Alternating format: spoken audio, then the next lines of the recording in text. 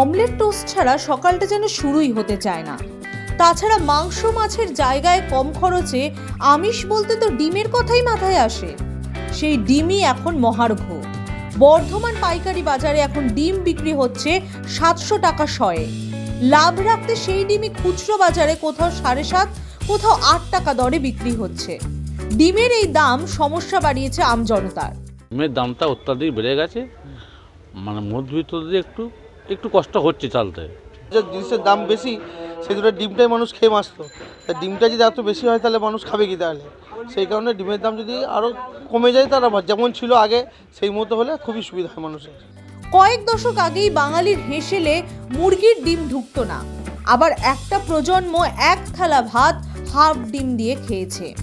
ধীরে ধীরে যোগান বাড়ায় ডিমের দামও ক্রমশ কমতে থাকে। ফলে রোজকারের খাওয়া দাওয়ায় ডিম গুরুত্বপূর্ণ ভূমিকা নেয়। ডিমের ডালনা, ভুজিয়া, এখন তো বিরিয়ানিতে মাংসের সঙ্গে ডিমও চায় বাঙালি। ডিম এইভাবেই মাছ মাংসের সঙ্গে পাল্লা দিচ্ছে। সেই ডিমের দাম বেড়ে যাওয়ায় পকেটে টান পড়েছে সাধারণের। কিন্তু কি কারণে আচমকা বাড়ল ডিমের দাম? 58 বছর ধরে বর্ধমান বাজারে ডিমের যোগান দেন শেখ আব্দুল খালেক। এই প্রশ্নের উত্তরে খালেক বলেন, ডিমটা নাই, প্রোডাকশন কম, প্রোডাকশনের জন্য এত দাম। আসার সংখ্যা কমে যাচ্ছে। হ্যাঁ, বাজারের ডিমের পাইকারি ব্যবসায়ী শেখ খোকন বলেন, 25শে ডিসেম্বর পর্যন্ত এমনই দাম থাকবে ডিমের। ফার্মের মালিকরাই ডিমের দাম প্রত্যেক বছর এই সময় বাড়িয়ে দেয়। আর ডিমের দাম তো বাড়বেই, এখন 25শে ডিসেম্বর অবধি থাকবে এই রেটটা। বাড়ছে ফার্মালারা করছে, যেগুলো করছে প্রত্যেকটা ফার্মালা করছে। এমনি যে দোকানদারদের যেটা লাভ, একটা পেটি বিক্রি করে দোকানদারদের লাভ হবে 20 টাকা।